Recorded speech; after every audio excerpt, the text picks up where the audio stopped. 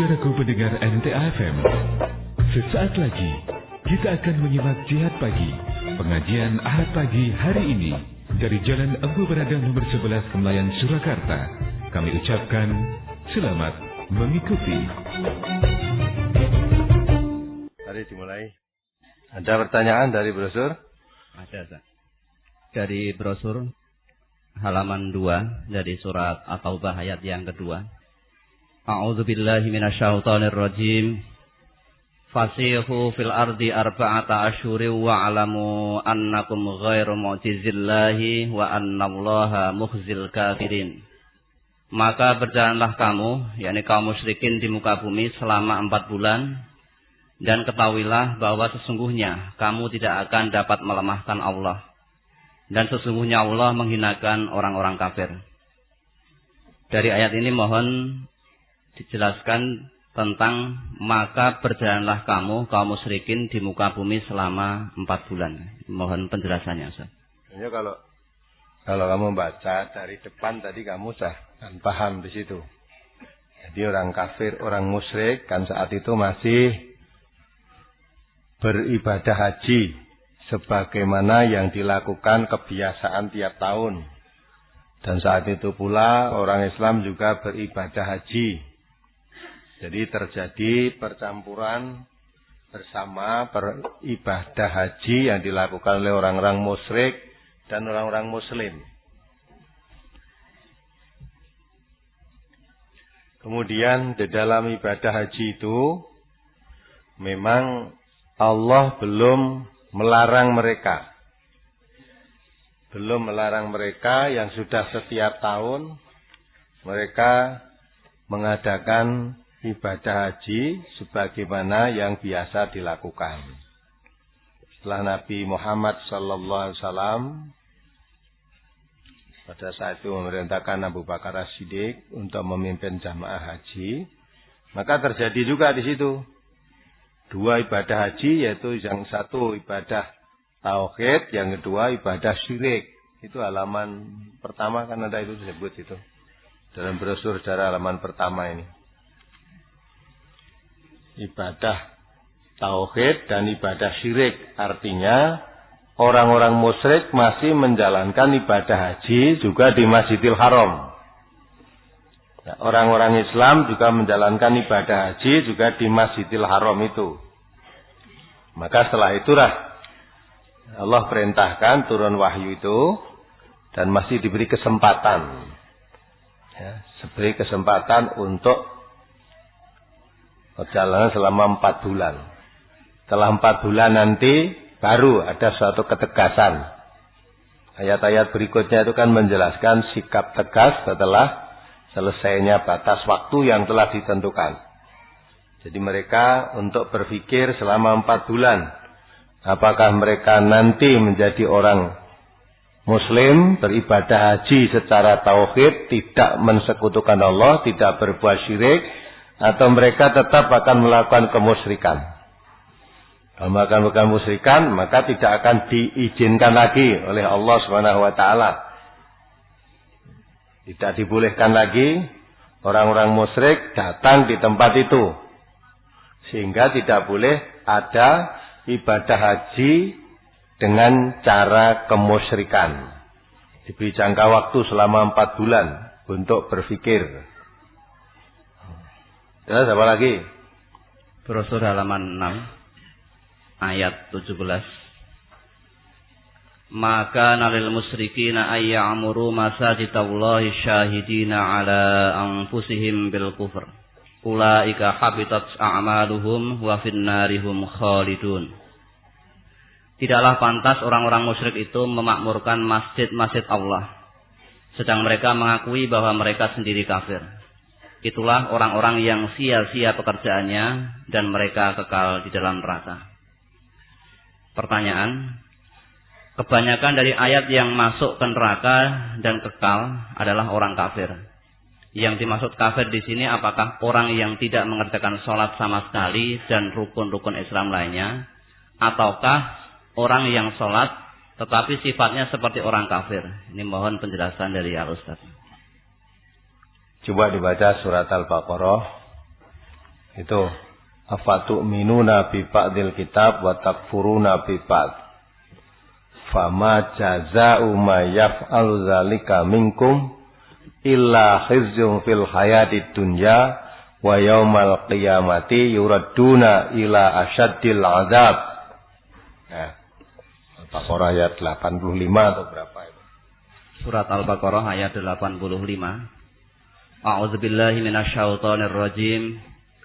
Summa antum haula'i taqtuluna anfusakum wa tukhrijuna fariqan minkum min diyarihim tazaharuna 'alaihim bil ismi wal 'udwan wa iyyatukum usara tufaduhum wa huwa muharramun 'alaikum ikhrajuhum afatu'minuna bi ba'dil kitabi wa takfuruna bi ba'd fama jazaa'u man yaf'alu dzalika minkum illa khizyun fil hayatid dunya wa yaumal qiyamati duna ila asyaddil azab wa mallahu bighafilin amma ta'malun. Kemudian kamu, yakni Bani Israel, membunuh dirimu, saudaramu sebangsa, dan mengusir segolongan daripada kamu dari kampung halamannya. Kamu membantu terhadap mereka dengan membuat dosa dan permusuhan. Tetapi jika mereka datang kepadamu sebagai tawanan, kamu tebus mereka. Padahal mengusir mereka itu juga terlarang bagimu. Apakah kamu beriman kepada sebagian Alkitab, yakni Taurat? Perhatikan itu perhatikan. Apakah kamu beriman sebagian? Diulang lagi dari situ. Apakah kamu beriman kepada sebagian Alkitab, yakni Taurat, dan ingkar terhadap sebagian yang lain? Tiadalah balasan bagi orang-orang yang bertaubat.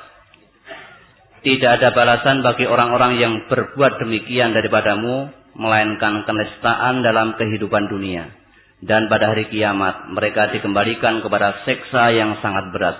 Allah tidak lengah dari apa yang kamu perbuat. Jelas kan? Apakah kamu mengimani sebagian isi kitab dan mengkufuri sebagiannya? Jadi isi kitab Taurat dalam hal itu, karena itu Bani Israel, isi kitab Taurat sebagian ditaati, sebagian dikufuri. Sebagian ditaati, sebagian dikufuri. Nah, orang yang setengah-setengah di dalam menerima kitab suci, ya, dengan orang yang seluruhnya menolak, Allah katakan, fama jazaa'u ma yaf'alu dzalika minkum illa khizyun fil hayatid dunya wa yaumal qiyamati yuradduna ila asyaddil azab. Jadi orang yang setengah-setengah itu menerima sebagian kitab dan menolak isi sebagian kitab, balasannya sama dengan yang menolak semuanya. Tidak ada kecuali kehinaan hidup, kenistaan di dunia ini, dan di akhirat akan dicampakkan ke dalam siksa yang sangat pedih. Nah, itu kan orang Bani Israel, kan gitu mungkin saudara akan mengatakan. Justru orang Bani Israel diungkapkan oleh Allah pada zaman Nabi Muhammad. Ya, padahal kitab Taurat, kitab Injil itu diturunkan jauh ratusan tahun bahkan ribuan tahun sebelum Nabi Muhammad diutus. Diungkapkan oleh Allah sikap mereka di dalam menerima kitab suci dari Allah Subhanahu wa taala yang disampaikan oleh para nabi mereka. Itu kitab suci, Taurat, Injil itu sama dengan kitab suci, artinya wahyu seperti Al-Quran, sama. Lah, Bani Israel yang diberi kitab suci oleh Allah seperti itu, sebagian isi kitab tadi diterima, sebagian ditolak, tidak diterima. Sebagian ditaati, sebagian diingkari. Diterangkan oleh Allah tadi, karena kamu menerima sebagian dan menolak sebagian isi kitab, balasannya kehinaan hidup di dunia, di neraka nanti tempatnya. Di ayat lain dalam surat Al-Hadid ayat 16, Allah juga mengingatkan orang muslim, wala yakunu kalladzina utul kitaba min qabl. Kamu jangan berkeadaan seperti orang-orang yang telah diberi kitab sebelum mereka, sebelum kamu. Ya. Maka kalau Bani Israel mengkufuri sebagian isi kitabnya, mengimani sebagian isi kitabnya, akan dimasukkan ke dalam neraka. Orang Islam ya seperti itu juga. Sunnatullah berlaku kepada siapa saja. Apa yang berlaku kepada Bani Israel sama aja berlaku kepada Nabi kita Muhammad SAW dan umat Islam. Maka kalau umat Islam itu mengkufuri sebagian isi Al-Quran, mengimani sebagian isi Al-Quran, sama saja. Sama dengan kafir seluruhnya. Lah yang dikatakan orang kafir itu apa? Orang yang tidak sholat. Tidak hanya orang tidak sholat. Coba dibaca dalam surat Luqman. Ayat 21. Surat Luqman nomor surat 31 ayat 21. Wa idza qila lahum ittabi'u ma anzalallahu qalu bal nattabi'u ma wajadna 'alaihi aba'ana awalau kana asyaitanu yad'uhum ila 'adzabis sa'ir.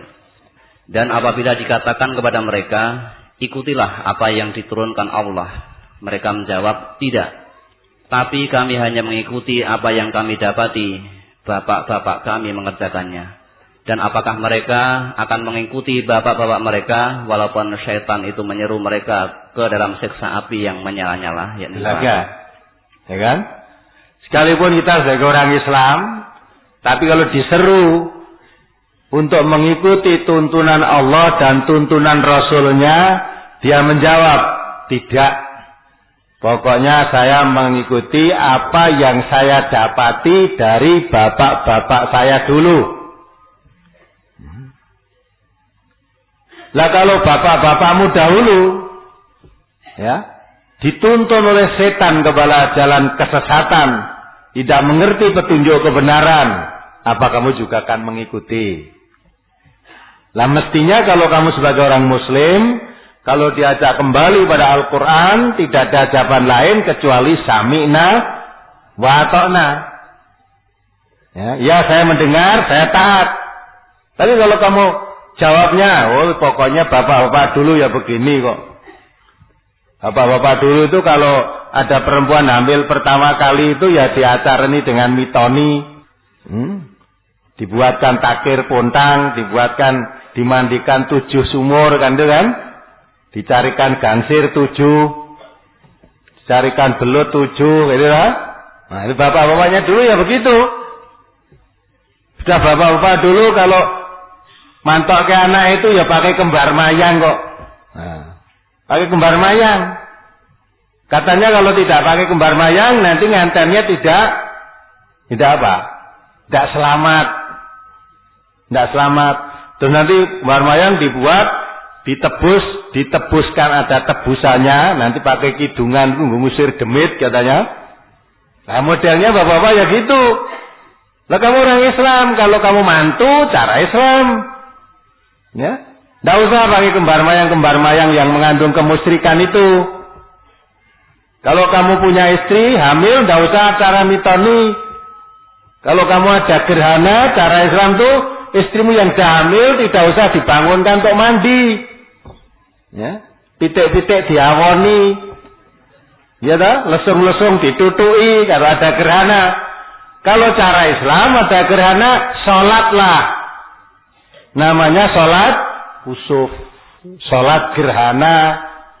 Apa jawabnya? Udah bapak-bapak dulu ada gerhana begini ya, ayam-ayam yang sedang angkrem diawoni. Wanita-wanita yang sudah hamil dibangunkan, suruh mandi. Nah, begitu itu musyrik. Walaupun kamu salat, iyyaka na'budu wa iyyaka nasta'in. Hanya kepadamu ya Allah aku menghambakan diri, hanya kepadamu aku mohon pertolongan. Kalau kamu menghambakan diri kepada Allah, Allah memberikan tuntunan lewat nabinya, kalau ada gerhana salatlah 2 rakaat. Yang disebut sholat khusuf. Apa itu gerhana matahari atau gerhana bulan? Tidak ada acara nutui lesung, nutui kentongan, tidak ada. Sholat. Nek sholat iya karena budu. Hanya kepadamu menggambarkan diri dan mohon pertolongan. Nenek gerhana njaluk tulunge. Nah, kepada siapa? Jarene Roro Kidul lewat. Roro Kidul ngendi nggone? Nah, kalau orang Islam juga masih percaya ada Nyai Roro Kidul, musyrik. Ya? Rusak. Sedang musyrik itu menghapuskan semua amal. Ya? Menghapuskan, tidak hanya dosanya saja besar, tidak diampuni oleh Allah, tetapi amal-amal kebaikan yang lain rusak semuanya. Hati-hati. Muga aja ngertine wong Islam aja mung salat 5 waktu. Salat yo ora mudeng. Salat itu pokoknya diawali dengan takbiratul ihram, diakhiri dengan salam. Ora mudeng. Intinya salat itu apa? Dan salat itu sebetulnya tanha anil fahsya wal mungkar. Kalau kamu orang salat, itu mencegah dari perbuatan keji dan mencegah dari perbuatan mungkar. Mosok salat malah dungane muga-muga sing main besok menang. Ya Allah, saya sudah kalah beberapa kali. Maka tumbuhi salat tahajud, mudah-mudahan besok pagi saya mau beli nomor atau mau besok supaya nembus, ya Allah, menebus kekalahan kemarin. Lah salat itu tanha anil fasa wal mungkar. Lah kok malah salat untuk mendekatkan kemungkaran, ya? Tidak diterima salatmu. Maka besok banyak orang yang masuk neraka waktu di dunianya salat. Maka ditanya ketika dia rombong-rombong masuk neraka, masalakakum fis saqar? Ya, apa yang menyebabkan kamu masuk neraka? Ya, saya dulu sering ketemu kamu sholat Jumat bersama saya ketemu. Lah kok masuk neraka itu apa sebabnya? Dia sendiri menjawab, lam nakum minal musallin. Walaupun saya sholat tapi tidak digolongkan orang yang sholat. Karena sholatnya, ya, dengan perbuatannya, dengan ucapannya tidak sesuai. Kalau sholat minta ihdinas siratal mustaqim, tapi setelah ditunjukkan siratal mustaqim betul, kok beda karo sing dilakoni bapakku dhisik. Kok tidak cocok dengan yang dijalankan oleh simbah saya dulu. Yaudah, pokoknya saya mengikuti bapak-bapak dan mbah-mbah saya dulu aja. Kalau tanggal 1 itu ngedusi keris kok. Kembang setaman. Nah, begitu kan? Musyrik itu. Kalau kamu belum atau tidak orang Islam tidak masalah. Tapi kalau orang Islam kok masih begitu, ya, memalukan. Ngapusi Gusti Allah kok sedina ping 17. Ya, kamu iyyaka na'budu wa iyyaka nasta'in, paling tidak ihdinas siratal mustaqim, paling tidak itu 17 kali itu kalau salatnya wajib. Kalau ditambah salat sunah mungkin lebih. Lah kok ngapusi Gusti Allah terus-terusan? Ya. Yukhadi'una Allah. Ya, menipu daya Allah. Dibaca lagi coba.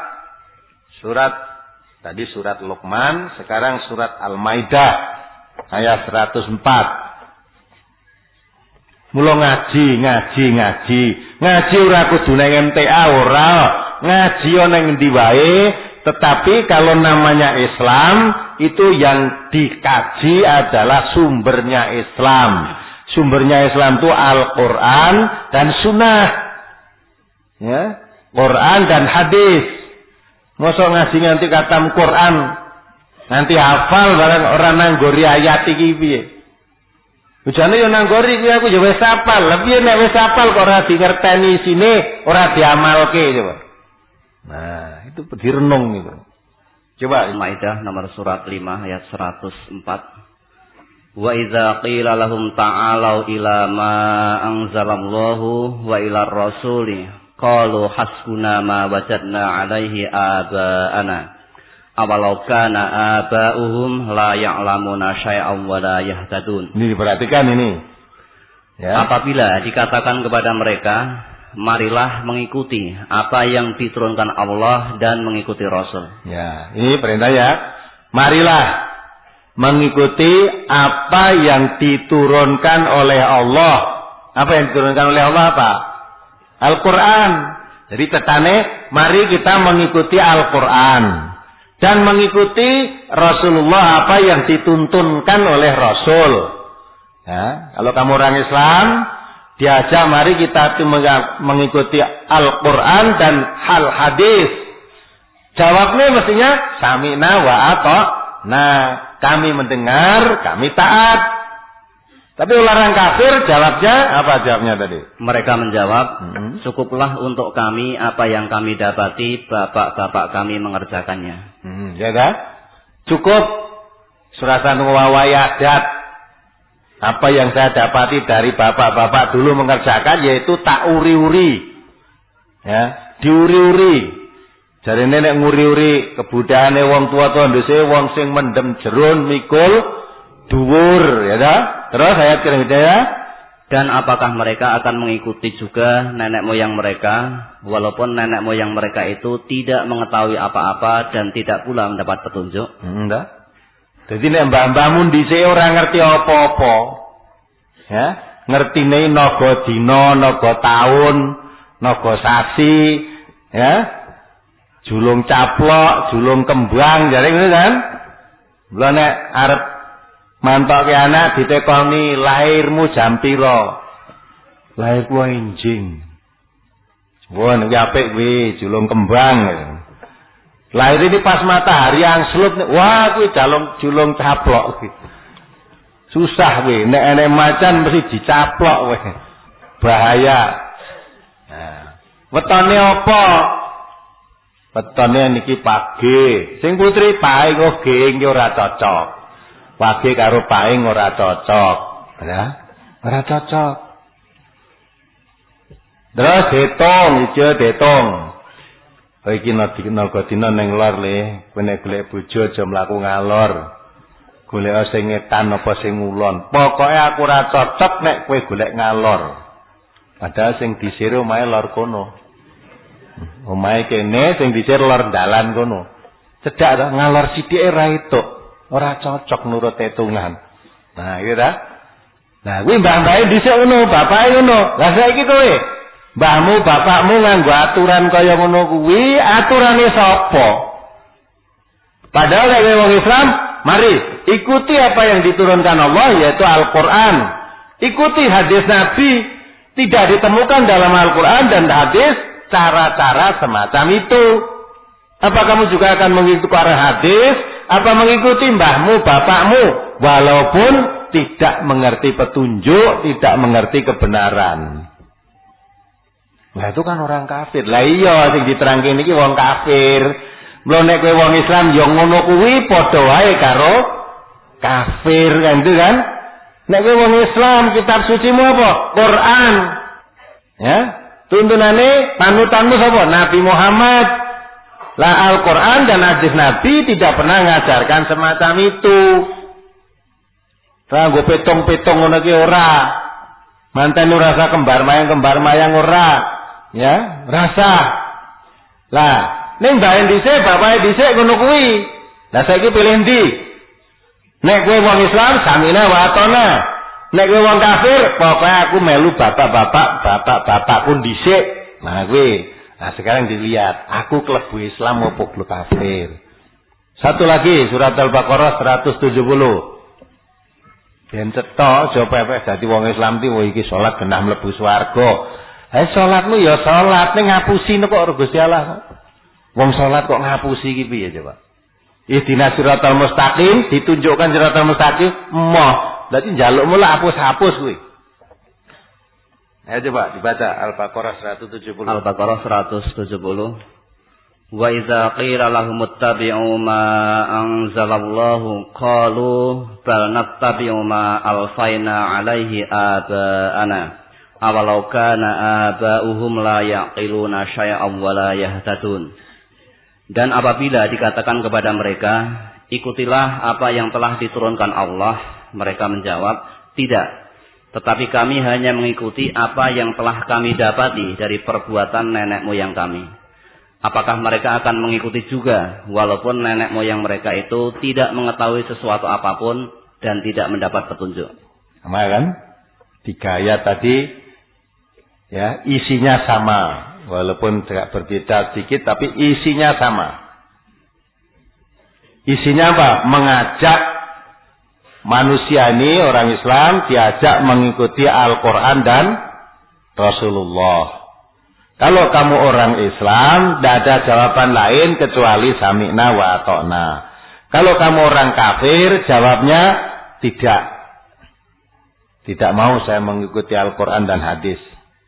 Tetapi jawab saya, cukup saya mengerjakan, mengikuti apa yang saya dapati dari bapak saya, nenek-nenek moyang saya dahulu. Dah saya akan nguri-uri tinggalane wong tua dhisik. Itu kan? Nah, maka itu kalau begitu berarti kamu mengkufuri ayat itu tadi. Dan ayat tadi mengajak kembali kepada Al-Quran. Kamu menolak. Yang menolak Al-Quran tadi apa? Dia dihukumi apa? Dibaca surat Al-Ankabut ayat 47. Surat Al-Ankabut nomor surat 29 ayat 47. Perhatikan betul ini. Wa kadzalika anzalna ilaikal kitab falladzina atainahumul kitaba yu'minuna bih wa min haula'i may yu'minu bih wa ma yajhadu bi ayatina illal kafirun. Nah, itu dah. Terus perhatikan. Dan demikian pula lah kami turunkan kepadamu Alkitab, yakni Al-Quran, maka orang-orang yang telah kami berikan kepada mereka Alkitab, yakni Taurat, mereka beriman kepadanya, yakni kepada Al-Quran. Dan di antara mereka orang-orang kafir Makkah ada yang beriman kepadanya. Dan tidak adalah yang mengingkari ayat-ayat kami selain orang-orang kafir. Ya, jadi yang mengingkari ayat-ayat Allah itu tidak ada. Kalau dia orang mukmin tidak ada. Lah yang mengingkari siapa? Hanya mengingkari Quran itu hanya orang-orang kafir. Coba dibaca. Itu yang sami'na wa ata'na itu. Ayat berapa surat? Al-Hujurat apa ayat 51 itu. Apa surat An-Nur ya. Nah, coba. Ayatnya hafal tapi kadang lupa tempatnya. Surat An-Nur 51 coba. Surat An-Nur nomor surat 24 ayat 51. Biar jelas. Tadi saya ucapkan yang kok ora ditunjuk ke ayatnya kok dikira dudu ayat. Nah dibaca ayo. Innama kana qaulal mu'minina idza du'u ila Allahi wa rasulihi liyahkuma bainahum ayyaqulu sami'na wa ata'na wa ulaika humul muflihun. Sesungguhnya jawaban orang-orang yang mukmin bila mereka dipanggil kepada Allah dan Rasul-Nya agar Rasul menghukum atau mengadili di antara mereka ialah ucapan kami mendengar dan kami patuh. Dan mereka itulah orang-orang yang beruntung. Ya kan? Kalau diajak kembali pada Al-Quran dan mengikuti apa yang dituntunkan Rasul, jawabnya nyasamina wa ata'na. Saya mendengar, saya patuh. Kalau Allah dan Rasulnya sudah membuat ketetapan, tidak ada pilihan lain. Surat Al-Ahzab 36. Tidak akan ada pilihan lain. Jadi kalau Allah mengajak kembali kepada kita, kalau kamu orang mukmin, mari ikuti Al-Quran. Mari ikuti yang dituntunkan Nabi. Dia tidak, saya milih yang diajarkan bapak saya, nenek moyang. Tidak akan begitu. Ya? Tidak apa-apa. Kalau kamu orang mukmin itu, apa yang ditetapkan Allah dan Rasulnya, tidak ada pilihan lain. Orang kok milih marisi apa sing diajarkan mbah-mbahin dhisik, ya. Bapak-bapaknya dulu sekalipun ajaran mbahnya dan bapaknya tanpa dasar kebenaran. Ayo dibaca. Surat Al-Ahzab nomor surat 33 ayat 36. Wa ma kana lil mu'minin wala mu'minatin idza qadallahu wa rasuluhu amran ayyakuna lahumul khiyaratu min amrihim wa may ya'sillaha wa rasulahu faqad dhalla dhalalan mubina. Dan tidaklah patut bagi laki-laki yang mukmin dan tidak pula bagi perempuan yang mukmin apabila Allah dan Rasul-Nya telah menetapkan suatu ketetapan akan ada bagi mereka pilihan yang lain tentang urusan mereka. Dan barang siapa mendurhakai Allah dan Rasul-Nya, maka sesungguhnya dia telah sesat yang nyata. Ya enggak? Jadi kalau Allah sudah membuat ketetapan, Rasul telah mewariskan kepada kita, taraktu fikum amroini, lan tadillu ma tamassakum bihima kitaballah wa sunnatan nabiyhi. Tak wariske kepada kamu semua. Jadi Nabi meninggal dunia meninggalkan warisan. Warisan itu dikatakan beliau, siapa memegang warisan saya itu tidak akan sesat selama-lamanya. Nah, warisan yang ditinggalkan oleh Rasulullah itu kitabullah, maksudnya Al-Quran. Wa sunnatan nabihi, maksudnya sunnah Nabi, yaitu al-hadis. Siapa yang mengikuti Al-Quran dan hadis dijamin tidak akan sesat. Itu ketetapan Allah dan Rasulnya. Maka kalau orang Muslim atau orang mukmin, kalau Allah dan Rasulnya jalan menuju keselamatan, menghindari kesesatan, itu hanya mengikuti Allah dan Rasul, yaitu Quran dan Sunnah. Tidak ada pilihan lain. Tidak ada pilihan lain untuk selamat. Adakan selamatan. Bedah bumi. Ya. Ada lagi sedekah bumi. Ya. Kondangan sing ndungani kaum. Ya. Terus neweh rampung segane ora dipangan sebarke ning bumi, wong sedekah ning bumi. Nah. Nek kuwi dudu wong Islam karepmu. Ya, karepmu. Sebab apa? Yang dipanggil mengikuti Al-Quran dan Sunnah itu orang-orang Islam. Ya ayyuhalladzina amanu udkhulu fi silmi kafah, itu orang Islam, orang iman. Pakailah Islam. Lah maka itu kalau kamu orang yang beriman, orang Islam diajak mengikuti Al-Quran dan Sunnah, jawabnya nggih sendika gitu ya. Aminah wa atokna gitu. Wa eneng pilihan apa-apa wis milih sing dituntun Allah lan Rasul. Nek kowe ora iman, tegese kafir, maka pilih ajarane mbah-mbahe karo bapak-bapake, sekalipun ajarane simbah dulu, ajarane bapak dulu, jauh dari tuntunan kebenaran. Paham gak ini? Nah, wis ta sing dadi dadi manten kuwi wis pesen kembar mayang urung? Wis ngguwaki takir ning sumur urung? Kan kalau mau nikah biasanya buat takir-takir kecil, buat di perapatan-perapatan, ditokoke lambe-lambe sumur kuwi, ya ta? Nah, terus nek sing simbah sepuh nunggu sak tampah sine takir iki guwae perapatan-perapatan. Ben apa? Ben slamet. Lah kowe nek salah dari iya kana butuh wa iya kana stain. Lah kok njaluk slamet ning perapatan? Engko nek mantane adoh gawani telur karo takir, engko saben lewat kertek medun. Terus dikake kono, ya ta? Amane sopire dweling, kok anggere lewat kertek klakson. Terus wi medun ngedoke takir enek endoke ning kono, ya ta? Lah kok diklaksane apa? Ben ora diganggu jin. Sebab kok nek kowe pas orang lakson bae anake demit pas klekaran ning dalan, mbok plindes kowe mengko nyemplung nyang kali kowe engko. Nah, musyrik itu. Orang Islam semua tidak boleh percaya itu. Kalau percaya, rusak semua amalmu. Wes direnungke, iki aku klebu wong Islam apa wong kafir, mari direnung. Aja maca kancane awake dhewe-dhewe wae. Awake dhewe, aku iki wong Islam apa kafir? Aku nek salat njaluk jalan yang lurus.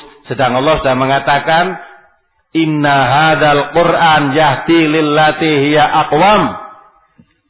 Quran ini jalan yang memberi petunjuk kepada jalan yang lebih lurus. Faqad hudiya ila siratim mustaqim. Sungguh menunjukkan manusia ini ke jalan yang lurus. Maka kalau kita minta ihdinas siratal mustaqim, berarti jaluk dituntun seperti Quran yang diajarkan di dalam Al-Quran. Mulai ajak ke Al-Quran, jawabnya samina wa ta'na, aja milih jalannya mbah dhisik. Kok cah Islam saiki bareng ngaji ning Kemlayan kuwi lho kok ora nggo petung. Dadi manten ora nganggo petung dina apike nganggo. Jangan terus dibelokkan begitu. Setelah kita ngaji, hari baik tuh jadi manten tuh kapan? Nggih nganggo hitungan, mosok ora nganggo hitungan. Hitungane hari baik itu kalau persiapannya sudah siap. Ya, ragate wis cukup. Nganteni lanang nganteni wedok wis padha cocoke, wong tuane kakung putri wis padha cocoke, lha kuwi hitungan hari baik. Arep mbok dadi manten jam pira ya apa karepmu. Boleh. Ndak usah pakai hitung-hitung pon wage kliwon legi. Nabi Muhammad ora kenal pon wage kliwon legi. Ya enggak? Aku kita kan wong Jawa ya, wong Islam iku kudu dijawake, kleru caramu berpikir. Jawa nek ora cocok karo Islam, Islame kudu dimenangke, aja Islame dijawake. Jawane di Islamke. Gitu lah. Nek Islam mbok jawake, Islam mbok sumatrake, Islam mbok wah kacau. Ora cocok akhire Islami. Mungkin Islam cocok ning Jawa, ora cocok ning Sumatera. Nah, ora cocok karo adat Sumatera, kacau lah. Iku lagi Jawa karo Sumatera, durung Arab, durung India, durung Pakistan, durung Rusia dan sebagainya. Saya baru datang tadi malam dari Banjarmasin, Banjar Baru. Yang ada sana kirim salam buat bapak-bapak dan saudara-saudara semua. Sana dari Intisan MTA, mudah-mudahan nanti dibuka di sana. Tapi salah satu warga di sana ada yang punya saudara di Jawa. Arep ngaji nek melu binaan MTA, telepon karo dulure ning Jawa iki. Pak Lek, kula jeng melu ngaji ten MTA niku kados MTA pusate Solo. Ya basane Jawa wong kono wong Banjarmasin Kalimantan ning asale ya kok Jawa. Sebagian dari Jawa. Pripun MTA jare pusate Solo ngono. Apa liye? Ya aja melu. Ojo MTA itu aliran keras. Kerase pripun, Lek? Kerase kuwi nek wong mati ora gelem tahlilan. Oh. Wong ora gelem tahlilan wong mati kok keras piye? Ya ta? Nah, itu. Terus tanya, apa betul Ustaz? Betul, saya katakan gitu. Weh, teko lekmu neh kono apa? Nah, kowe kok manut lekmu apa manut Quran hadis gitu. Iki li'e ya. Ora tekon bapake, bapak pun mboten enten kok. Nah. Mbake apa meneh wong bapake pun mboten enten. Sing enten kantun lek kula. Mungkin lek iki nek melu ngrungokke mbuh iki. Wong ngrungokke radio mbuh, wong pertanyaan baru kemarin. Saya tadi malam pulang. Dari sana adalah penerbangannya mundur 1,5 jam. Ya. Saya mengejar sini karena memang saya ya sudah kemarin ada tamu lah, sekarang harus saya sendiri hari ini. Di sana akhirnya saya dibawa ke jamaah Arab. Saya ketemu, dijemput, dibawa ke jamaah Arab. Ya alhamdulillah lah. Jamaah Arab itu sudah ada binaan Al-Irsyad, ya Muhammadiyah. Saya katakan Al-Irsyad Muhammadiyah itu gimana? Ustaz tanya saya, itu saudara-saudara kami semua. Jadi apakah dia Al-Irsyad, apa Muhammadiyah, apa NU atau apa ya? Bukan Ahmadiyah ya tak? Itu pokoknya kalau dia orang Muslim, kami orang Muslim, itu saudara kami. Saudara kami semua. Lah perkara ada perbedaan sana sini tidak masalah, tapi prinsip pokoknya sama, yaitu pedomannya Al-Quran dan Sunnah. Kemudian saya disuruh khotbah di satu masjid itu. Nah, iya. Ya, khotbah di sana, masjidnya penuh, jamaahnya itu, nah itu dah. Ya sudah, seperti yang kita lakukan di sini. Setelah selesai saya disalami, wah puas Ustaz, sama itu yang di sini sama. Ya alhamdulillah memang ngerising dikaji Quran karo hadis, neng endi mesti podo gitu loh. Ya, Islam nek dinggo tenan podo. Jawa karo Kalimantan podo gitu loh. Ora kok podo Jawane we beda. Lah kuwi Islam tenan kok. Kene kan Islam kejawen.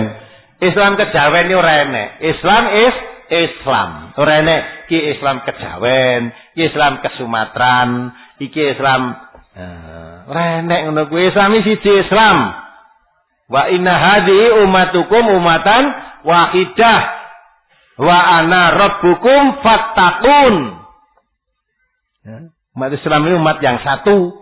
Aku Tuhanmu, maka hambakan dirimu kepadaku. Nah, sekarang bali ning Quran Sunnah padha kabeh. Terus saja, saya itu sudah sholat dah lama Ustaz. Saya udah ikut ngaji sana sini, tapi saya termasuk orang yang dimarginalkan. Kenapa? Karena kebetulan usaha saya jatuh bangun, saya sekarang dagang ya jatuh. Apa ada doa yang menjadikan pelarisan dagang, Ustaz?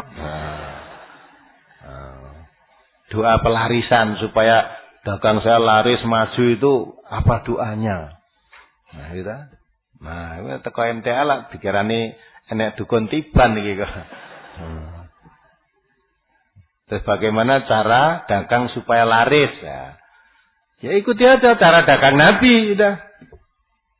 Cara dagang Nabi ikuti, jujur, amanah, tidak memalsu dagangan, tidak banyak sumpah palsu.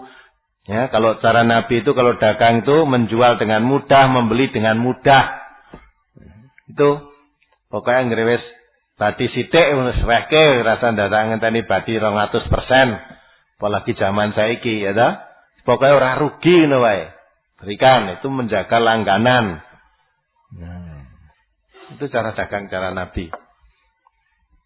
Ya, mudah-mudahan kita bisa mengerti. Yang kemarin-kemarin masih sholatnya cara Islam, tapi praktek hidupnya tidak cara Islam.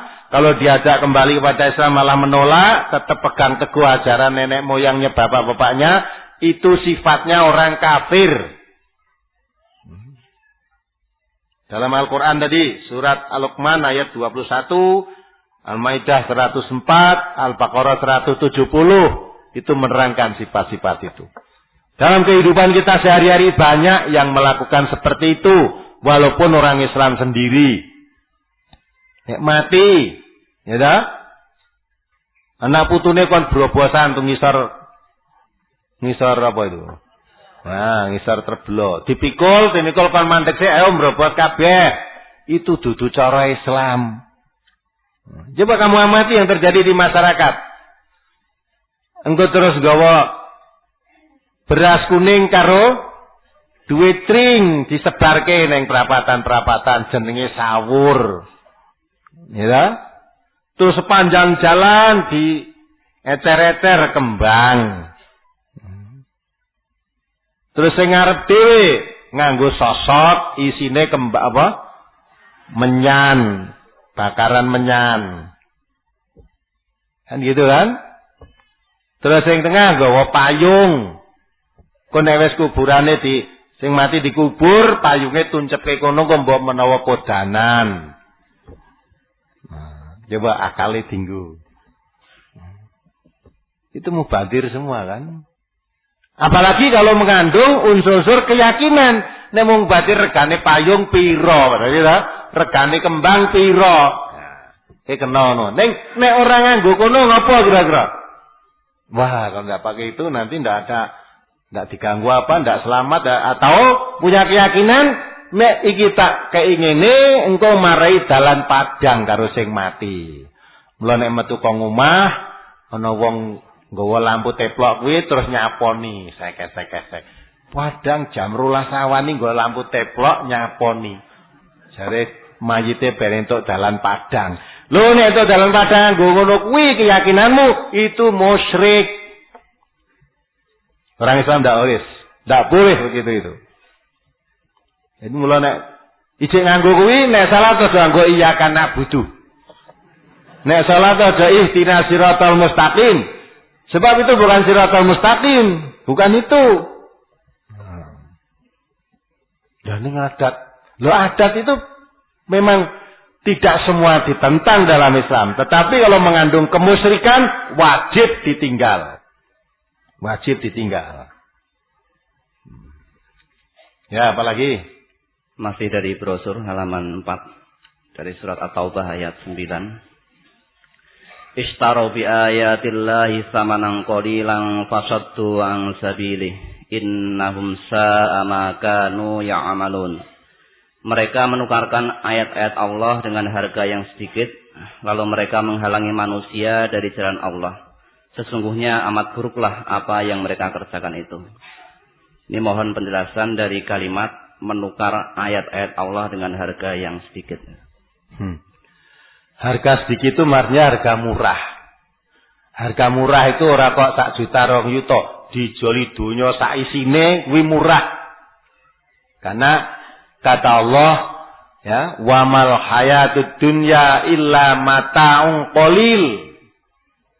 Ya, tidak ada kesenangan hidup di dunia ini kecuali kesenangan yang qalilun, sedikit, kesenangan yang sedikit. Ya. Maka Nabi Muhammad sallallahu alaihi wasallam beliau ditugasi oleh Allah menyebarkan wahyu Al-Quran yang diterimanya untuk segenap manusia. Tetapi wahyu Al-Quran yang disebarkan oleh beliau, yang kita terima ini juga bertentangan dengan adat kebiasaan masyarakat jahiliyah pada saat itu dan jahiliyah pada saat sekarang. Mesti bertentangan. Nah, karena bertentangan maka sering timbul kekacauan antara yang mempertahankan adat kemusyrikan, adat kejahiliahan, dan yang mempertahankan memegang aturan Islam secara konsekuen. Maka timbul sering terjadi cekcok. Nah, pengaruhnya makin besar setelah Quran disebarkan, makin besar. Yang kemarin-kemarin ya masih aktif berbuat kemusyrikan akhirnya mengikuti Nabi Muhammad. Akhirnya mengikuti. Lah, pengaruhnya makin pengaruh besar.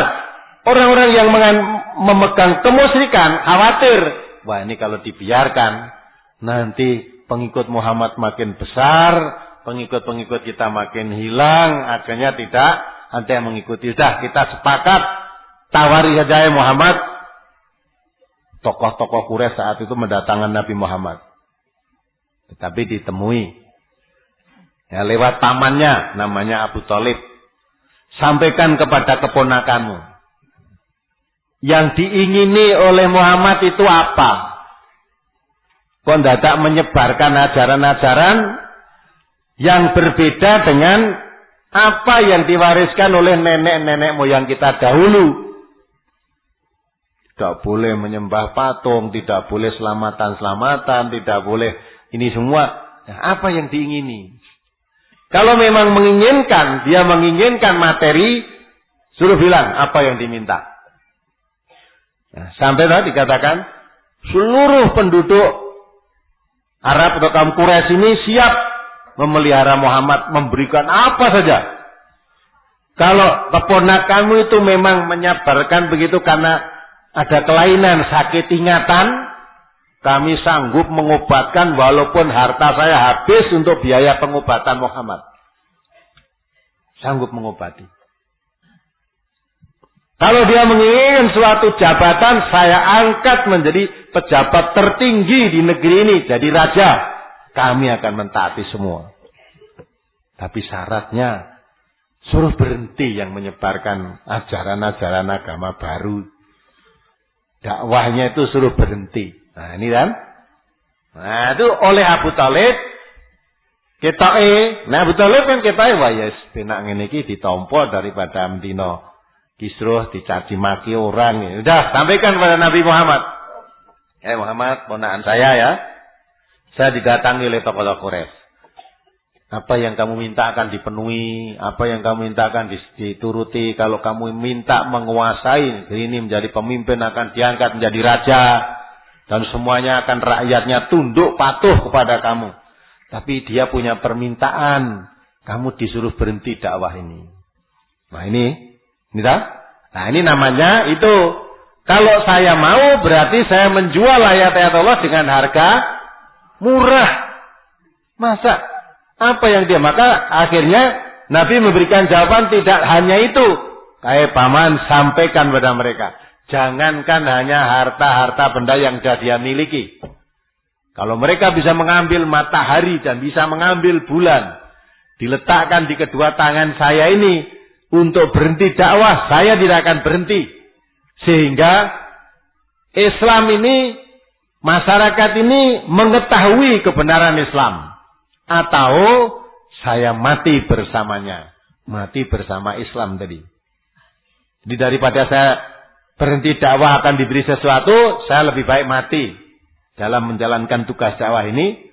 Atau saya tidak akan berhenti sehingga masyarakat manusia mengerti apa itu sebenarnya Islam itu.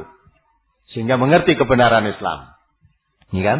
Lah kalau beliau mau berarti menukar ayat-ayat Allah dengan harga murah.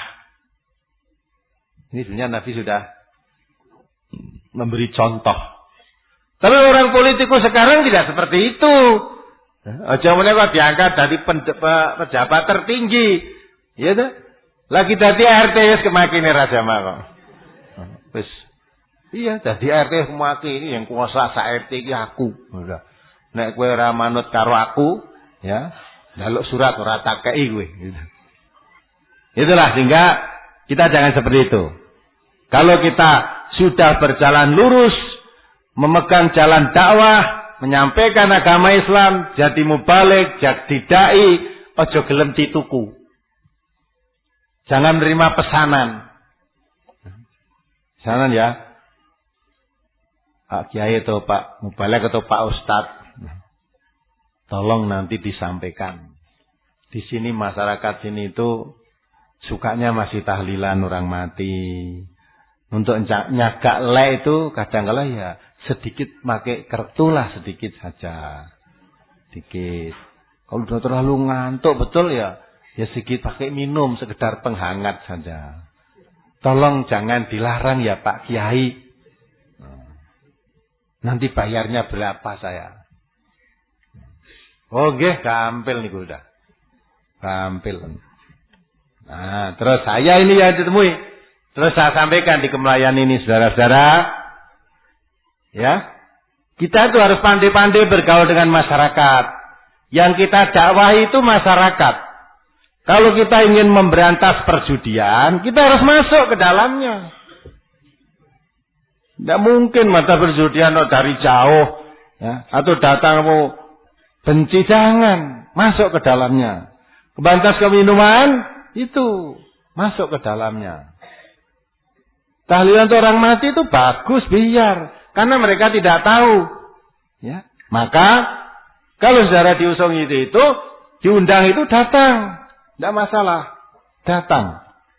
Walaupun kamu tidak ikut baca tahlil, tapi datang kamu. Niatnya semuanya itu untuk kemasyarakatan, budi luhur. Niatnya. Ya. Nah, jadi kalau nanti kamu ikut pegang kartu, ikut main, asal niatmu tidak judi. Niatmu untuk menggauli masyarakat. Nabi kita kan mengatakan, innamal a'malu binniyat wa innamal likulli imri'in ma nawa. Semua amal perbuatan itu yang dihitung oleh Allah itu niatnya. Sekalipun kamu banting kucing, bedor, gitu. Tapi niatmu untuk masyarakat, tidak apa-apa, dapat pahala. Namanya kamu orang bijaksana, gitu kan? Minum ya tidak apa-apa. Kamu pura-pura aja minum, nanti dilepeh lagi. Kan yang tidak boleh itu kalau ditelan dan sampai mabuk. Kalau terpaksa minum, dikit saja, jangan sampai mabuk. Itu. Niatnya ya biar masalah. Lah kalau sudah masyarakat mau menerima kamu, nanti baru kamu luruskan. Nah itu. Jadi jangan keras-keras.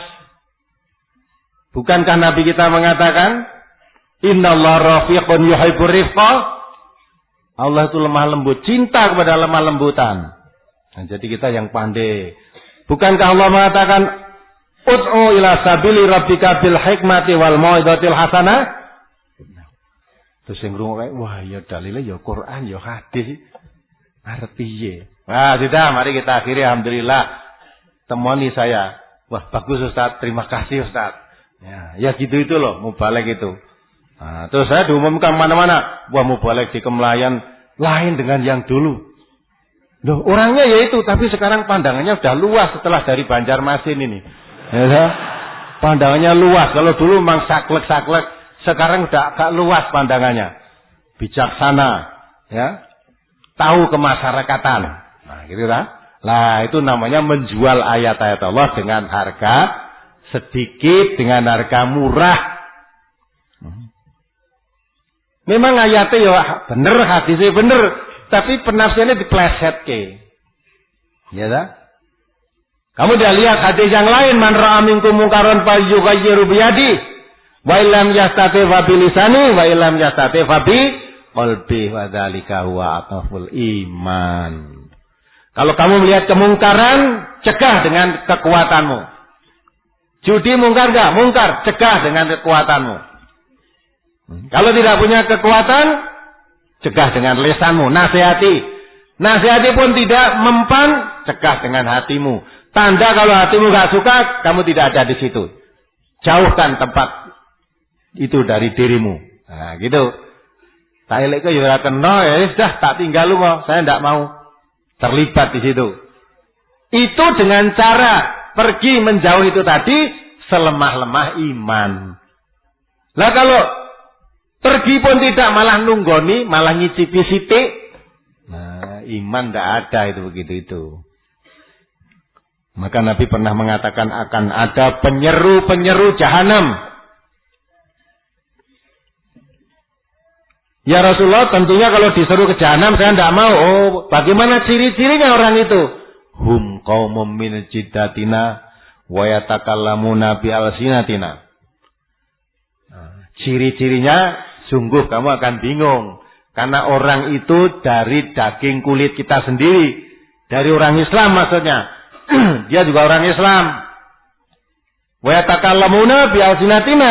Berbicara juga dengan lisan Islam. Pakai dalil Quran, pakai dalil hadis. Tetapi kalau kamu turut, melemparkan kamu ke jahanam. Dalilnya ya Quran, dalil hadis nek diturut yang jahanam. Mulai hati-hati.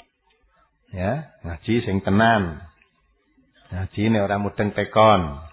Nek tekon ada gelem dijawab iya atau tidak, dalile ditanya karena Islam itu sumbernya cetha Quran dan hadis. Bukan pokoke sumbere. Pokoke ngene iki. Pokoke simbah dhisik ya ngene. Pokoke ajarane guruku dhisik ya ngene. Aja pokoke, ya ta. Hadis endi, Quran endi. Itu baru Islam, nek pokoke iki dudu Islam. Ya, apalagi? Pertanyaan yang terbaik. Dengan keterangan ini kamu jadi tambah seneng ngaji pada melayu. Melayu nek arep melayu.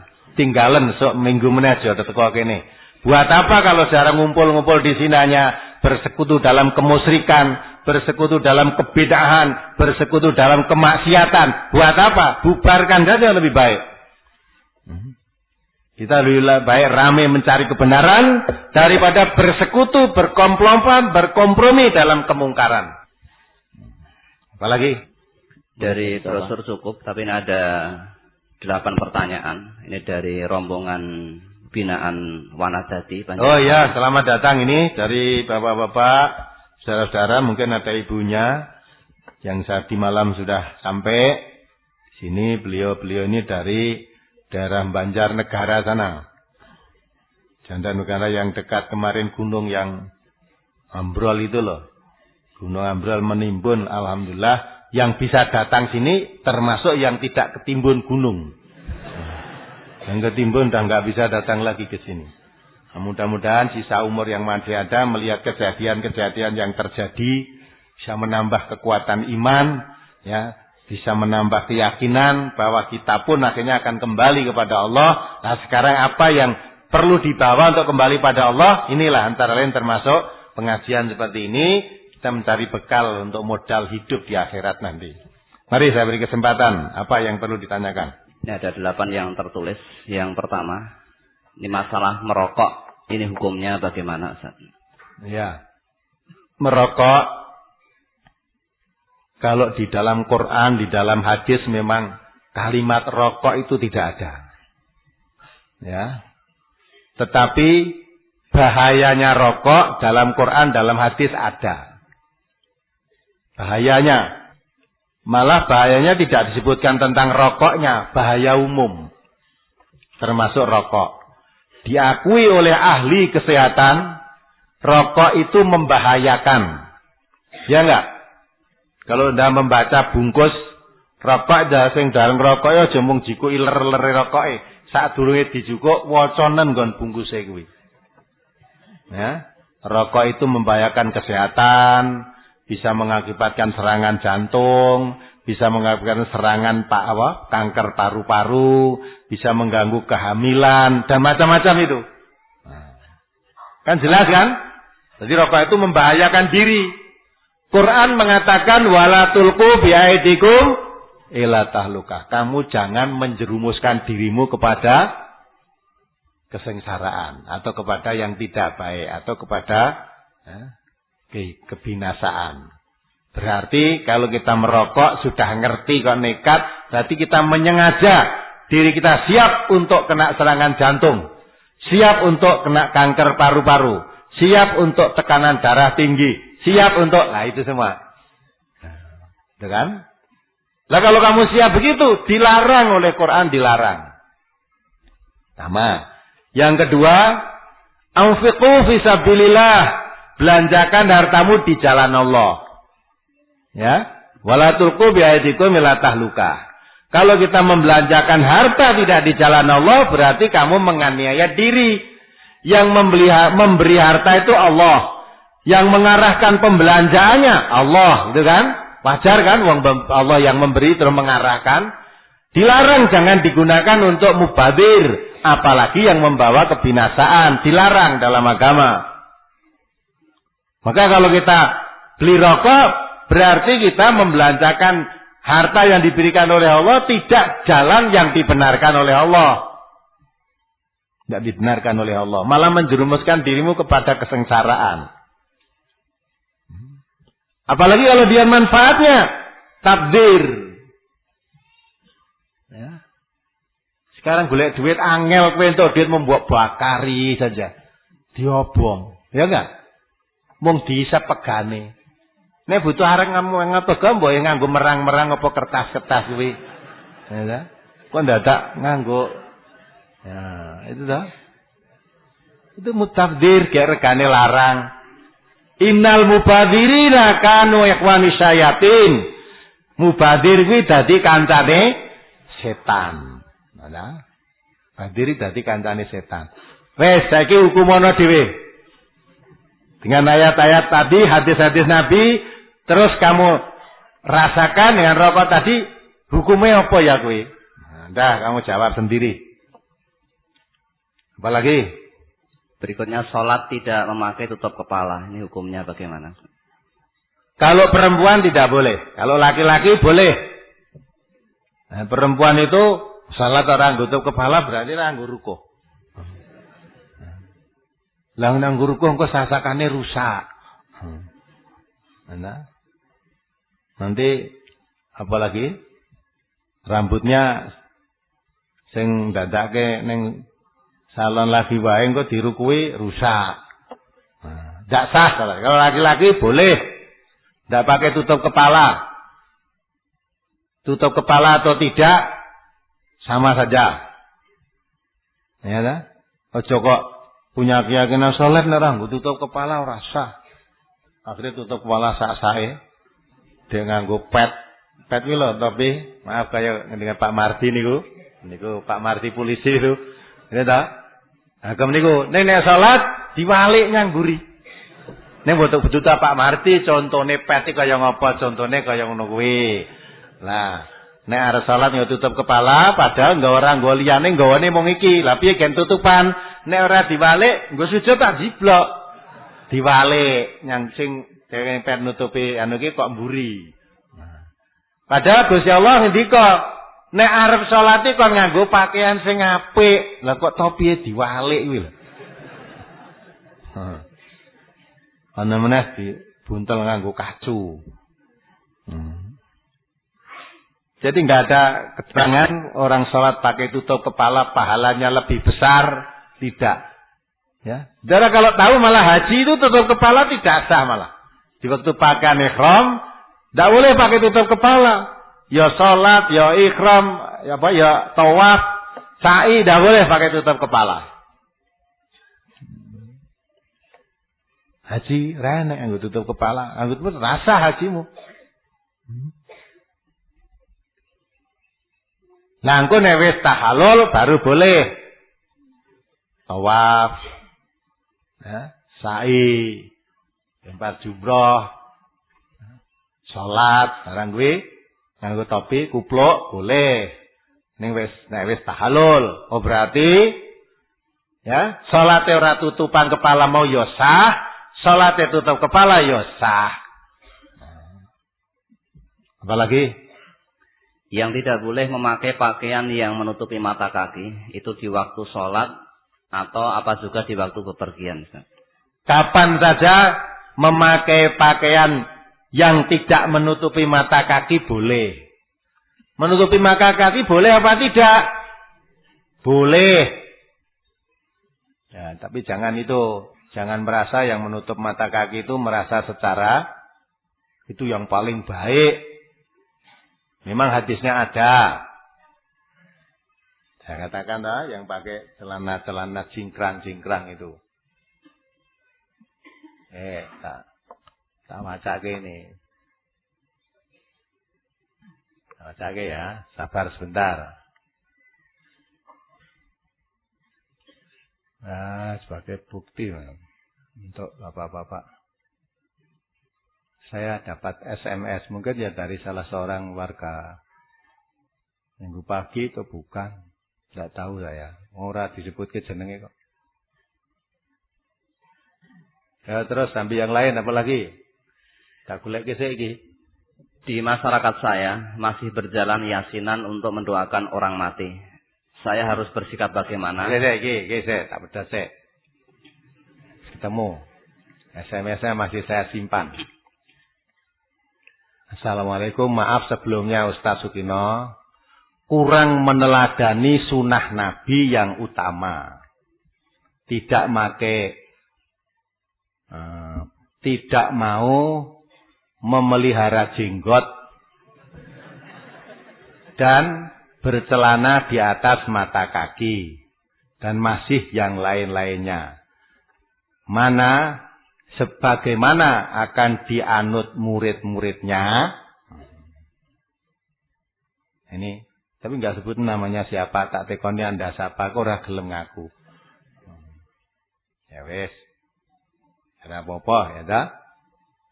Jadi menurut pakaian Islam itu pakai celana harus di atas mata kaki. Kamu berpaham begitu silahkan. Maka wis tak kandhani to. Wis aja ngrempuk kathok cingkrang meneh. Nganggo ngono ya karepmu. Tapi saya yakin Nabi dulu tidak pernah memakai celana seperti yang kamu pakai itu. Izar itu kain. Kain ini kalau zaman Nabi ya jubah lah, pakai jubah begitu. Pantes kalau jubah itu dipakai di atas mata kaki. Ini jubah kok nyeret tenah, tak melaku lah ya. Tapi tak. Di samping itu memang ada hadisnya. Dan hadis Nabi ada yang menjelaskan, kalau kamu memakai kain menutup mata kaki lantaran kesombongan, maka tidak akan dilihat oleh Allah. Tempatnya di neraka. Itu karena kalau kesombongan. Pernah zaman dahulu orang mau masuk Islam, ya sudah masuk Islam, kemudian dia memakai jubah yang sampai nyeret tanah itu. Kemudian ketika itu terinjak di kepidak wong nyeret lemah, akhirnya terinjak itu dipukul. Pukul sampai akhirnya diajukan ke pengadilan. Nah, saat itu karena di pengadilan kan yang terdakwa, yang menganiaya, yang dianiaya didudukkan bersama. Ini hakimnya, ini di situ. Nah, karena yang dipukul tadi dia orang ya dianggap kecil, yang memukul yang pakai jubah panjang sampai kepidak tadi dia orang kaya, bangsawan, raja ya. Dia merasa saya tidak mau didudukkan dengan orang ini. Pada pengadilan saya harus duduknya sendiri, jangan duduk. Saya orang besar duduk dengan orang ya, rakyat gembel. Enggak mau. Ya. Islam menyamakan kamu berdua. Tidak ada Islam kok ini kelas tinggi, kelas pendek, kelas tengah, kelas rendah. Tidak ada. Al-Islam sawwakuma. Kalau kamu jadi orang Islam sudah menyamakan kamu semua. Tidak ada. Kelebihan orang di satu dengan yang lain hanya ketakwanya kepada Allah. Akhirnya dia minta ditunda persidangannya. Nah, selanjutnya datang lagi dan dia tidak jadi orang Islam. Itulah kesombongan tadi. Jadi kalau memakai celana, memakai kain sampai begitu itu karena dilandasi sombong, merasa lebih dari yang lain, merendahkan yang lain, lah itu tidak masuk surga. Kalau kamu pakai celana Wong celanane buka ya bola bali ya mung kuwi payah sombong kowe. Sing dintel-ntelke apa? Celanamu satu, ya sampai di mata kaki, sesuk ngaji ya kuwi, sekolah ya kuwi. Kok sombongi dintelke apane? Nah, itu berarti kamu mikir itu hanya karena model. Ya. Maka dari itu kalau tidak karena kesombongan, kami berpendapat itu boleh. Lah yang tidak berpendapat boleh, silahkan saling menghormati. Gitu lah. Jangan kok terus ini tidak mengikuti sunnah Nabi. Maka bagaimana murid-muridnya bisa mengikuti? Mungkin dia melihat sing ngaji nang ente ae kok katake ora enek sing cingkrang. Nah, mungkin gitu. Nenek sing cingkrang ya wong siji. Mungkin gitu ta? Nah, mulane terus delok gurune. Lah gurune ya ora kok mungkin. Mula di SMS ya saya terima enggak apa-apa dah. Sudah saya jawab juga dah, kita saling menghormati. Sing nganggo kata cingkrang nganggo, aku ora ngelokke. Nek aku nganggo ngene ya aja. Lah kalau kamu memakai itu merasa lebih baik daripada yang tidak, lah itu ada unsur-unsur kesombongan. Merendahkan yang lain. Karena sombong itu batul haq wa ghamtun nas. Ya salat bagaimana? Kalau salat, saya yang celana saya nutup mata kaki, makmum kamu yang tidak menutup saya mau. Lewat ini kowe sing celanamu tidak nutup mata kaki, makmum dengan saya tidak mau, ojo makmum. Enak dah? Golek imam liya. Kalau saya makmum ya mau, imam ya mau, udah. Perkara kamu memandang salah ini, semua pakai dalil, saya pun pakai dalil, lah pemahamannya yang berbeda, lana amaluna walakum a'malukum. Ya enggak? Sehingga Amerika genjot umat Islam di Palestina, di Irak, ini mau di Iran lagi, di Indonesia sudah diobok-obok, wong Islam utak-utek, ngelembuk jenggot, ngelembuk apa itu, katok cingkrang, kok ya ora piye tapi jane iki. Mbok liyane apa ora enek. Dan kita enggak pernah tuh membicarakan masalah itu. Ada saudara-saudara kita yang jenggotnya panjang, ada yang jaga pakai celana ini cingkrang, masuk silakan masuk. Saudara alhamdulillah. Saya dengan pimpinan-pimpinannya begitu bagus akrab kalau ketemu rangkulan dengan saya dan enggak pernah dutingi celana saya. Enggak pernah dutingi celana, enggak pernah dutingi jenggot saya. Dia tahu kalau orang-orang alimnya tahu dia. Mengerti, oh ini Ustaz ini pahamnya beda dengan saya. Nah, tahu. Biasanya yang sok gitu-gitu tuh belajar silat baru 1 jurus. Wah, rumoso pinter silat itu ketemu cakak tendang. Ketemu wit gedang tendang. Ngapalke jurus mah. Tapi orang yang sudah pandekar dingklok tidak ngetok-ngetok ke jurusnya. Ngerti dia. Lagi iso bahasa Inggris kursus lebu pisan kayak ini. Ada ketemu wong, yes. No, kita yes karo no. Ditekoni wong yes karo no. Ora pas barang jawab iki yes. Jadi ora pas barang ya no, wis isanya yes karo no. Ya. Jadi itu ya pertanyaannya tadi. Ya, silakan saja. Kalau saudara-saudara kita memakai itu silakan. Kamu ngaji di MTA memakai itu pun ya silakan, boleh. Tidak ada larangan. Ning nek ngaji nang kene aja to ngelek-elek sing ora nganggo. Sing ora ngono kuwi, kancane akeh sing ora nganggo kalau di sini.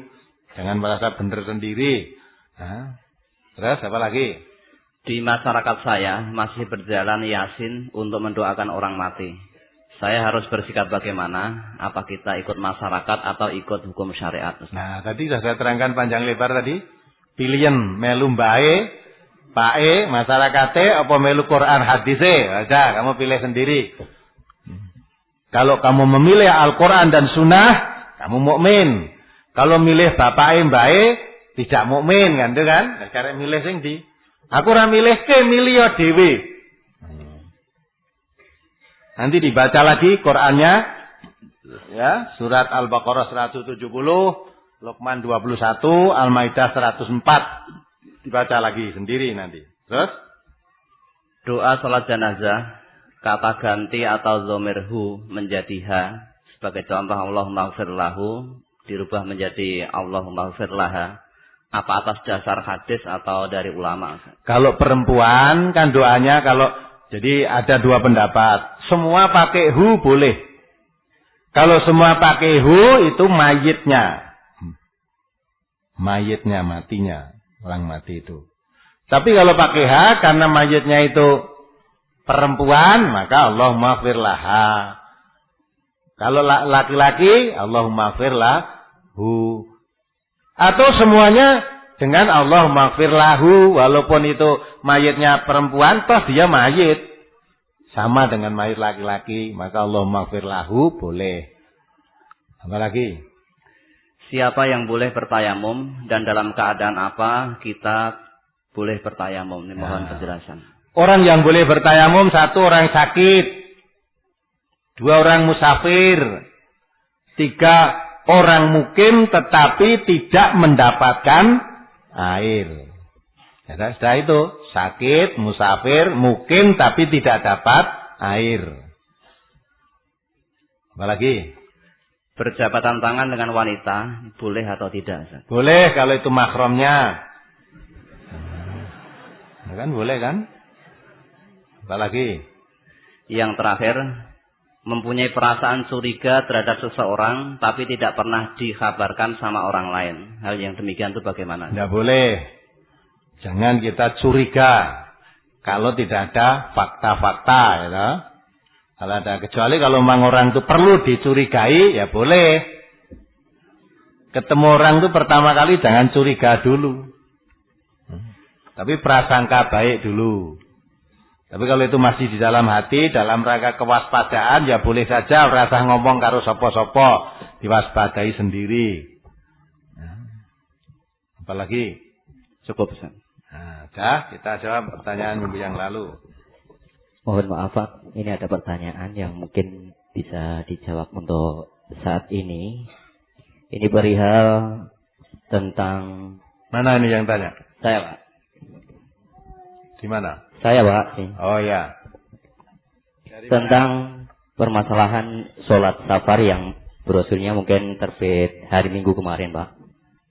Ini ada sebuah kasus yang pada kasus ini merupakan amanat Pak, ini sebenarnya dari rekan kami atau saudara kami yang menjadi pekerja di Korea Selatan sana.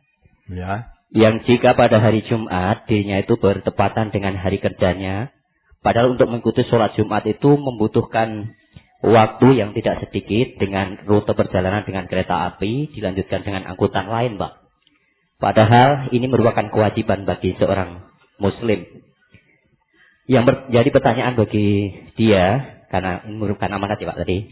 1, bagaimana agar dapat menjalankan sholat Jumat tersebut? Apakah dengan keadaan seperti ini dapat dilakukan di tempat kerja, yakni tidak perlu ke masjid? Yang kedua, apakah dengan tidak sholat Jumat di masjid 3 kali berturut-turut, karena keadaan yang dia jalani termasuk orang fasik? Yang ketiga, bisakah sholat Jumat dilakukan di rumah atau di tempat tinggal dia karena dia termasuk sebagai perantau atau musafir? Ini Pak, mungkin pertanyaan yang bisa saya sampaikan merupakan amanat nih. Boleh. Jadi sholat Jumat kalau kamu di tempat kerja semacam itu, mau Jumatkan masjid harus naik kereta api lama, makan waktu panjang, kemudian kamu dituntut kerja dan sebagainya. Boleh sholat Jumat dilakukan di tempat kerja itu. Ya, cari teman. Kalau ada temannya yang muslim, diajak sholat Jumat di situ. Ya, pakai khutbah, ya seperti umumnya itu. Pakai khutbah dan pakai imam, pakai makmum. Dah, boleh. Syukur teman kerjanya banyak. Kalau tidak, ya 2 orang pun jadi. Salah satu jadi imam dan khotib. Yang satu jadi makmumnya. Boleh. Sah juga itu. Harus Jumatan dadak numpak kereta api, bisa bayangkan kereta api padahal kok kene paring ora kuwi, ya. Saka nek kok balapan ngono nyang ndi kok. Ya breh saya rasa kalau sana enggak sedekat itu. Ya. Ya paling ndak kene Sragen ngono lah. Nah. Jumat kan kok ninggalke gawean arep numpak Jumatane ninggalke gawean numpak kereta sik, jaraknya jauh. Ku dilalas pure macet sisan. Engko Bali wis bubar gitu ha. Lah yang punya pekerjaan lama-lama wes yang buat wong Islam iki wae ditinggali sholat terus gitu kan. Boleh dilakukan di tempat kerja boleh. Ya saya rasa pertanyaan kedua ketiga sudah terjawab dengan ini. Hanya mencakup gitu loh. Terus mari diteruskan. Pertanyaannya. Pertanyaan tanggal 26 Februari nomor 8. Bagaimana hukumnya orang yang zikir di setiap saat atau waktu tapi dalam keadaan batal terkena kencing anak kecil, Ustaz? Boleh, enggak apa-apa.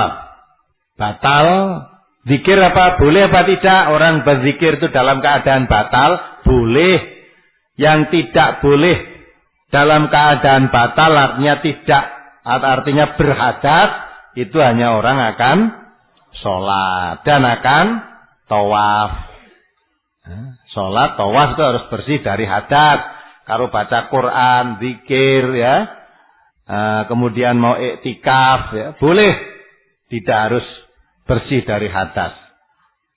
Apalagi ketika sholat Isya pada rakaat kedua dan pas imam membaca surat, imam tersebut batal. Lalu saya sebagai makmum yang di belakang imam harus maju menggantikan imam. Saya harus memulai bacaan dari mana, Ustaz? Mengulang dari Al-Fatihah ataukah melanjutkan potongan surat yang dibaca imam? Dilanjutkan saja. Kan imam, ini sudah yang dibaca imam tadi kan sudah dengar semua, sudah ngerti. Nah kekurangannya disambung, dilanjutkan saja. Terus? Di tempat kami ada orang yang mati. Dia sendiri sebelum mati mengatakan, aku arep mati. Terus dia lelaku dan langsung mati. Orang itu hukumnya bagaimana, Ustaz? Ya hukumnya mati kuwi. Kalau ditekai hukumnya piye-piye. Aku arep mati, dilalah mati. Berarti wis arep mati wis krasa. Ya kita semua kan ya arep mati. Aku ya arep mati kok. Ning kapan aku ora ngerti. Tapi aku arep mati ketoke wis krasa. Terus mati tenan. Hukumnya piye? Hukumnya ya mati kuwi. Terus diberikan haknya kalau sudah mati, wes saiki hake wenehno. Apa hukumnya? Memberikan haknya, wajib memberikan haknya orang mati itu, yaitu dimandikan, dikafani, disolatkan, dikubur, itu hukumnya wajib kalau orang matinya ketika hidupnya sholat. Ya itu. Terus? Di tempat kami ada orang syukuran, katanya dia dapat membeli kendaraan, ada yang beli sepeda motor, mobil, ada lagi yang dapat membeli sawah dan lain sebagainya. Lantas dia mengadakan pertemuan dengan mengundang tetangga, disertai dengan makan yang mewah.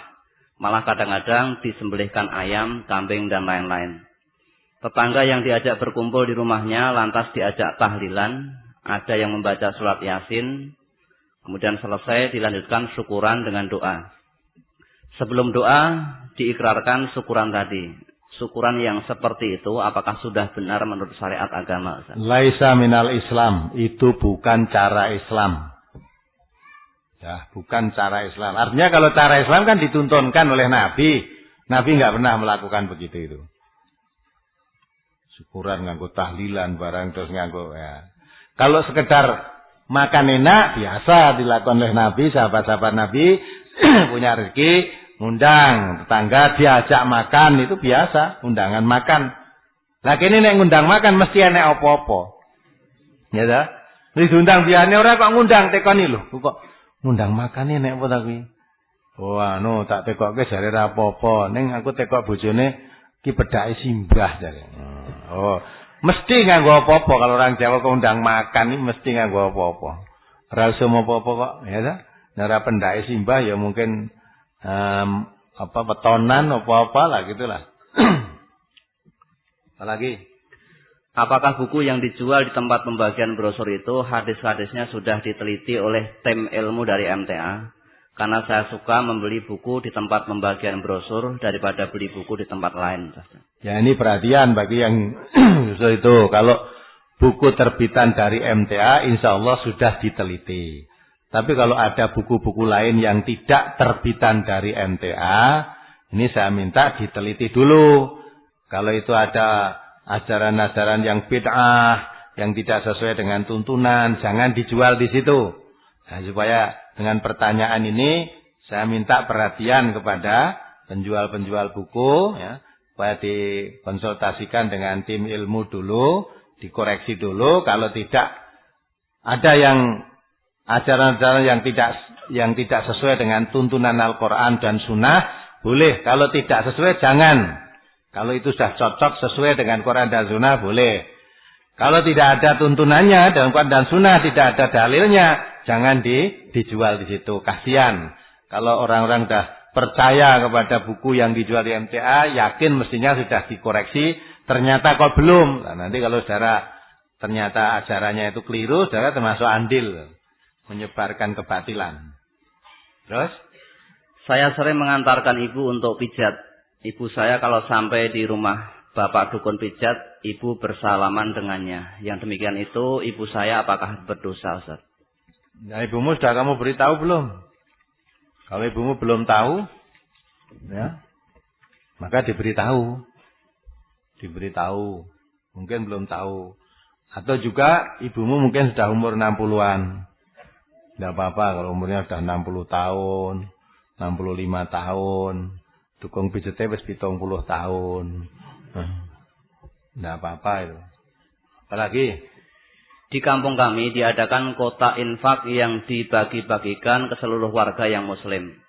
Setiap beberapa bulan sekali kotak itu diambil oleh panitia masjid dan dimanfaatkan untuk apa saja demi kepentingan umat Islam.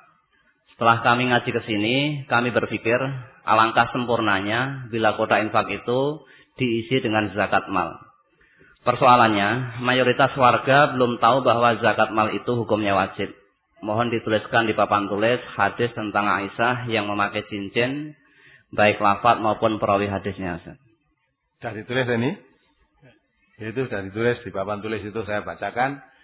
An Abdillah ibnu Shaddad ibnil Ahadi qala dakhalna ala Aisyata zaujin Nabi sallallahu alaihi wasallam faqalat dakhala alayya Rasulullah sallallahu alaihi wasallam fara'a fi yadi fatakhatin min waraqin faqala ma hadha ya Aisyah faqultu sana'tuhunna atazayyanu laka ya Rasulullah qala atu'addina zakatahunna qultu la aw ma sya'allah qala huwa hasbuki minan nar.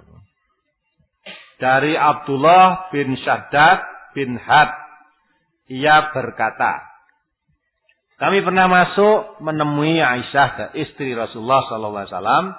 Kemudian Aisyah berkata, kemudian Aisyah berkata, Rasulullah SAW masuk ke rumahku, maka beliau melihat gelang dari perak di tanganku. Maka beliau bertanya, apa ini ya Aisyah? Aku menjawab, aku lakukan berhias demikian untuk engkau ya Rasulullah. Maksudnya untuk menyenangkan Rasulullah. Aisyah pakai perhiasan. Beliau bersabda, apakah sudah kamu tunaikan zakatnya? Aku menjawab, belum ya Rasulullah. Atau, Masya Allah. Beliau bersabda, itu cukup bagimu memasukkan kamu ke neraka. Nah, kan? Itu gelang. Itu dari perak. Kira-kira beratnya berapa kuintal kira-kira?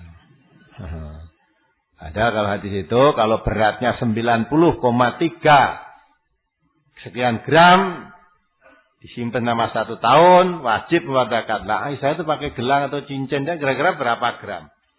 Apa aja kira-kira gelang yang beratnya 90 gram?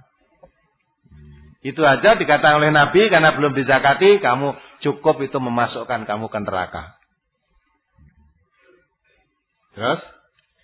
Di daerah saya belum banyak yang ngaji di MTA. Kebanyakan warga di sana tidak menyukai keberadaan MTA. Bahkan akhir-akhir ini di desa saya ada konflik tentang agama atau kepercayaan.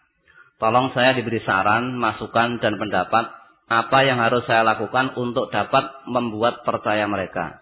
Apakah saya harus diam atau bagaimana, Ustaz? Yang penting kamu ngaji terus, hasil kajimu diamalkan dalam kehidupan. Terus sesekali Masyarakatmu tuh diajak kalau mau, kalau tidak mau ya sudah. Ra gelem teko kene, kandhanane kon ngrungokke radio ya, di rumah. Nah, itu suatu langkah dakwah kalau mau sambil kamu doakan. Ya, sebanyak-banyak yang tidak mau mesti ada yang mau. Itu harus kita yakini itu Islam tuh sebanyak-banyak yang menolak mesti ada yang menerima. Insyaallah nanti hari Rebo dari kita yang dari Banjarmasin tadi, ya, tokoh-tokoh di sana kira-kira 4 orang mau datang di sini, mau di sini kira-kira 10 hari untuk mengaji MTA dari dekat, kemudian akan disebarkan di sana. Dan beliau minta syukur bisa dari kami setiap sebulan sekali paling tidak bisa datang ke Banjarmasin. Ya, alhamdulillah mudah-mudahan Allah membuka jalan.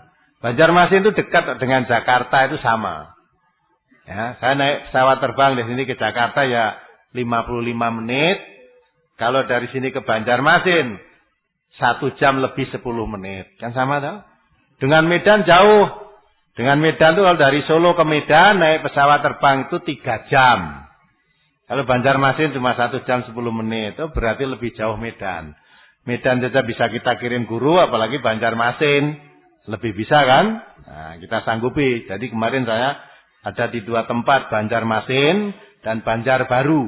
Banjarbaru itu pemekaran dari Banjarmasin. Jadi Banjarmasin Kota Madya sendiri, Banjarbaru Kota Madya sendiri. Nah, terus itu sebagian ada yang dari Martapura. Kapolwil dulu, Pak Kapolwil Pak Abdul Majid itu asalnya dari Martapura. Sekarang beliau di Jakarta, maka kemarin saya ke sana. Nah, saya kabari, wah beliau ya senang, mudah-mudahan MTA bisa berkembang di sana. Saya asalnya dari Martapura, tapi saya tinggalnya di Banjarmasin. Sekarang di Jakarta beliau. Jadi nantilah kita tunggu. Jadi yang jauh-jauh saudara ya. Ini seperti bapak-bapak saudara yang dari Banjarnegara mau ke sini, mau minggu pagi ini direwangi harus nginep 1 malam tadi malam datang ke sini. Mengeluarkan biaya harus bermalam di sini. Yang Banjarmasin, apalagi, ya, itu yang jauh-jauh. Tapi yang dekat-dekat melangkah, tekan malah ora butuh. Ya. Biasanya wis cedak-cedak wis ngabar ya. Kaya dukun kuwi lho, le cedak tamune malah adoh-adoh. Aja dipadake dukun. Dukun. Kalau cedak-cedak ora gelem teko ning dukun iki wis ngerti. Alah kuwi ora iso. Lah sing adoh-adoh iki ora ngerti. Nek Quran yang dikaji adoh apa cedak Quran dan sunnah ini berlaku bukan untuk ini. Seluruh umat Islam membutuhkan itu. Nek dukun tadi mungkin cedak ngerti ora butuh dukun. Nek lara ranyang dukun ning dokter langsung adoh-adoh kono iki krungune kok kono, wah nek dukun tiban iso ngobati tanpa disentuh. Operasi tanpa nggo alat. Nah, itu dah. Waduh, krungu. Mara rene. Dah kayak banyu putih, kon maca Yasin, terus diidoni banyune kon ngombe. Wah, mandi ceritane ngono. Nah, itu dah. Sing ada-ada sing cedak wis gila wong ngerti ling idoni. Ayo idoni lah, ada-ada ora ngerti. Nah, maka itulah. Maka orang kamu mempelajari Al-Qur'an jangan disamakan dengan dukun. Supaya dia bisa mengetahui itu semuanya. Assalamualaikum. Saya dari luar dari Badran Solo ini. Dalam waktu-waktu akhir ini banyak sekolah-sekolah yang kesurupan begitu ya. Jadi beberapa tempat ada yang di Jogja, di Surabaya, di Tegal, di Medan dan sebagainya. Kok ada gejala sekelompok siswa kesurupan. Nah, untuk menghadapi keadaan seperti ini, kita lebih baik pendekatan ke agama atau ke medis. Jadi kalau ke medis jelas itu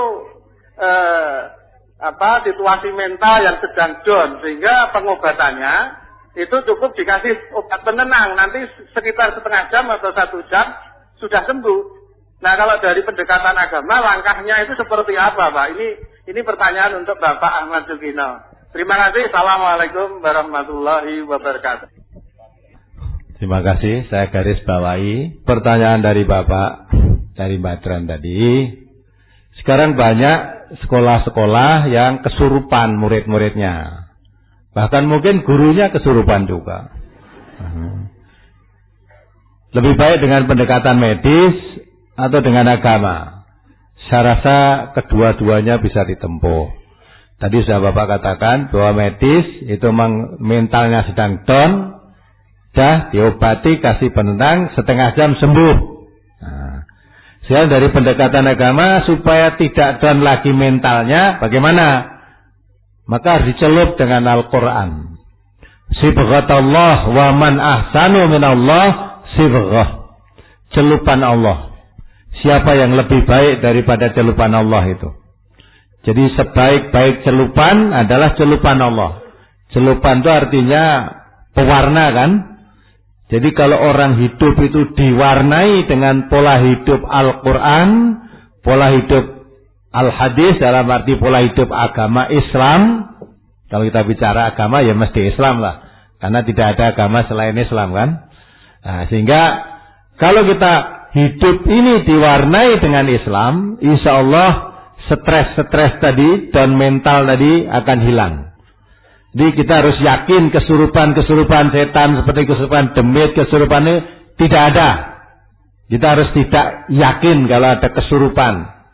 Nanti kalau sudah percaya dengan kesurupan itu akhirnya dipanggilkan pemburu hantu nanti, ya kan? Tidak ada, tapi jelas itu karena stres. Karena tekanan mental yang sangat berat. Mengapa sampai demikian? Nah, orang stres-stres itu biasanya urusan-urusan duniawiyah.